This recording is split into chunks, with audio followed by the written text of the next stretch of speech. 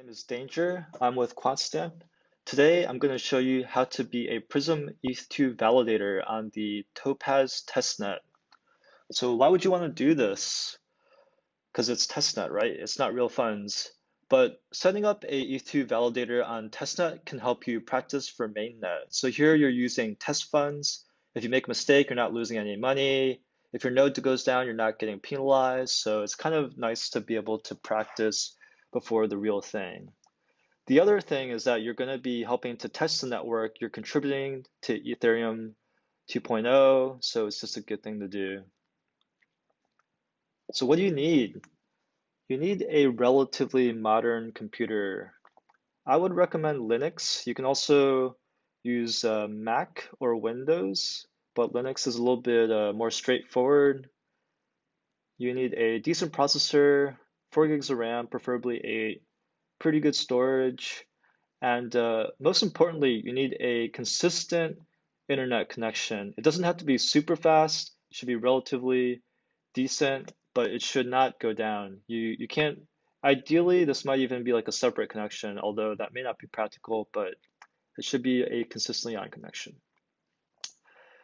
And just a quick note, you can also run this video is for Linux. You can also run OS X or Windows. The documentation for that is on the Prysm Labs website.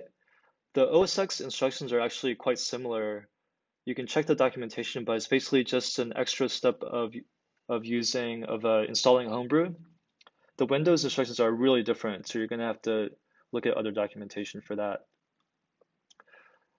So one quick choice you're going to have to make in the beginning is whether you want a physical computer or a cloud instance. The most decentralized option is going to be physical computers. So if ETH2 has tons of physical computers running around the world, then that's going to be super decentralized. But not everyone has an old computer lying around. You may not want to go out and set this up. So a slightly more convenient option is to have a cloud instance. I've used these, DigitalOcean, Commodore, Vultr. I find them pretty convenient, pretty nice to use. So I would definitely recommend them. With the cloud instance, you can configure your server to be any shape or size you want. You can configure it to the minimum or the maximum recommendations. It's always going to be on. It's never going to get disconnected from the internet, so it's quite convenient. But it is less decentralized, so just be aware of that. All right, so now we have our physical computer or our cloud instance set up, and we're ready to set up our ETH2 validator. First step, we're going to go to the PryLabs website, prylabs.net/participate. And you want to go there with a browser which has MetaMask. So MetaMask is a wallet, and we're going to use that as part of the process. Step 1, Get Prysm. So open up a terminal window and make sure you're logged into your cloud instance or you're logged into your physical computer with this. To get Prysm, we're going to use these two command line commands, and we can literally just copy and paste them into the terminal window. And you can see that took like 1 second, and it did a bunch of things. It made this directory called Prysm. It took us into the directory, and then it executed this command, which downloaded the Prysm script. So that was super fast. Next, now we can go on to step 2, which is to get girly ether.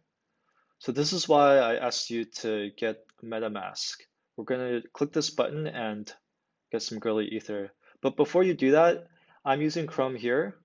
But if you're using Brave, make sure that you turn down your shields. Otherwise, this may not work as it requires some JavaScript. So I'm on Chrome. I'm just going to click this. That's going to pop up the MetaMask window.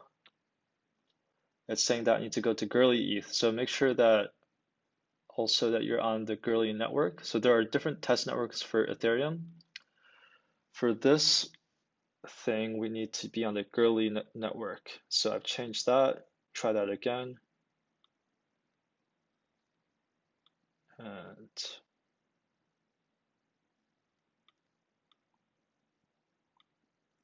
reload this.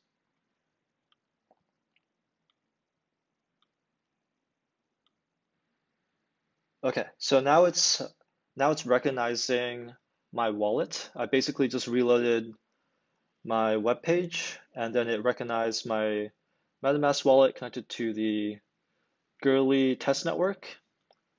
The web page recognizes my wallet address, my balance, and it's saying that I need 32 Geth, and this button is going to give me that Geth. I'm going to click that. I'm going to wait a little bit. So this is all happening on the test network. There's no traffic, so it shouldn't take too long, but it does take some time for that ETH to be sent. Okay, let's see. It's saying that that's there, and boom, 32.5 ETH. The 0.5 there is for gas costs because you need 32 ETH to participate as a validator, but you need some gas to send that ETH over. All right, so we're done with step 2. Let's go to step 3, generate a validator public-private key. Once again, they've handily given us a command line command that we can simply copy and paste into our terminal window. So let's do that. It's asking me for my key store path. So this is where the accounts are going to be set up. And the default is root/ETH2 validators. I'm just going to accept that. Then I need to create a secret password, generating a key, and boom, there it is. We have our raw transaction data and our public key. I'm going to just save this public key here in a sticky so I can use it for later.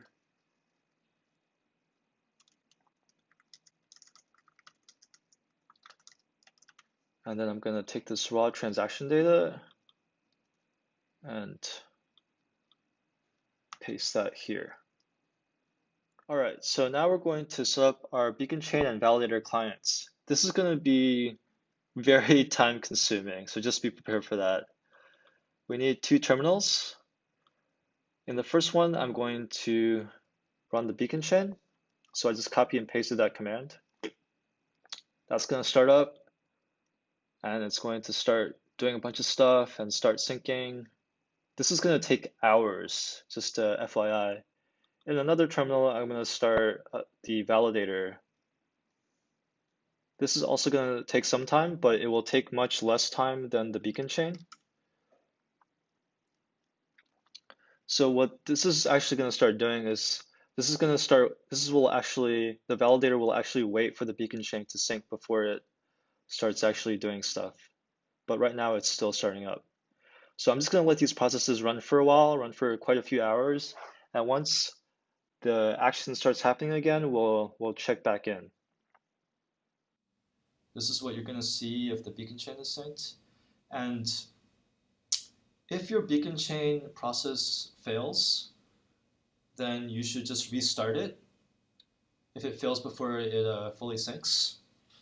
And what will happen is that it will just start off again from where it left off. So you won't lose anything. You won't have to start over from the beginning. And if we go to our terminal window with the validator, it has also recognized that the beacon chain is fully synced, and now it's waiting for a deposit. So let's do that deposit. Go back to the Prysm website and go to step 5, make a deposit. The website's really cool. It has everything set up for you, so you just need to click a button. And we have 32 Geth already from the earlier faucet thing, and now we're going to send that. Let's confirm.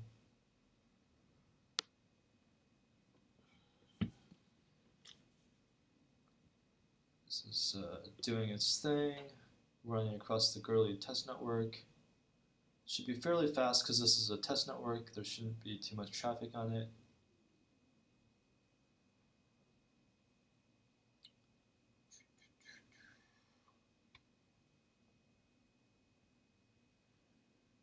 So this is basically the 32 ETH that, yeah, there, just confirmed. So this is the 32 ETH that if this was on mainnet, this would be your stake. Each validator is going to have a 32 ETH stake. So if you want to stake more than 32 ETH, you would we'd have to create extra multiple validators, each of which is 32 ETH. Okay, so as this message says, it's the process is not 100% complete yet. So we've started the process, we've sent the deposit, everything is set up, the beacon chain is synced, and this validator process should recognize the deposit quite soon. As you can see, it says the deposit has been received but not processed into the beacon state yet. So we can actually check the status of this by going into the girly ETH scanner.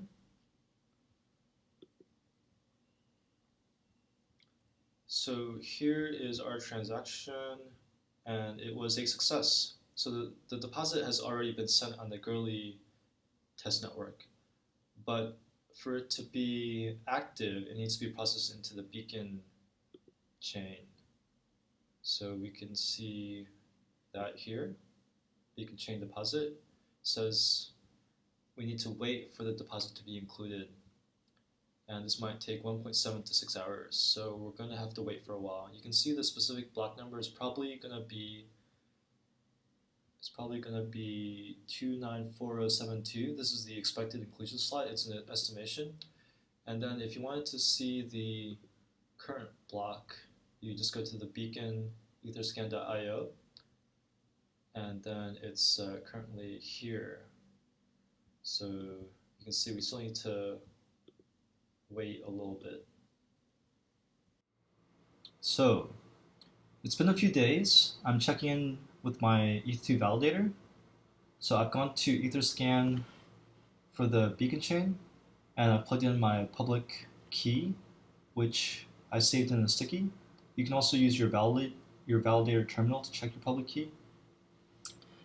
And it looks pretty good. My validator is active. So that deposit from the girly Ethereum network was processed into the beacon state. And then after that, there's a queue for your validator to become active. And my validator passed that queue. It's now active.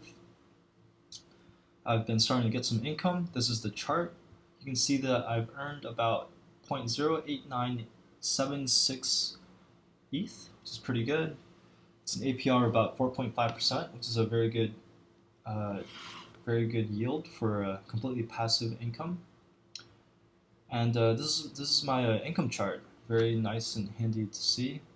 You can see that I really started earning around here, and the reason that I had like this kind of a negative income here is that I think I accidentally left the validator process off until this day, so it didn't really start actively validating until this day, so that's why I didn't get any income there. So if you run a validator, just be prepared to commit to having your validator online all the time, otherwise you're gonna lose some money like this. And yeah, you can also see the status of your validator in the terminal. Here you can see all the things that it's doing. It's validating and testing, and you get all the details here. So yeah, that's it. If you made it so far, congratulations, pat yourself on the back. You have successfully set up an ETH2 validator on the Topaz Testnet, and you're contributing to the testing of ETH2.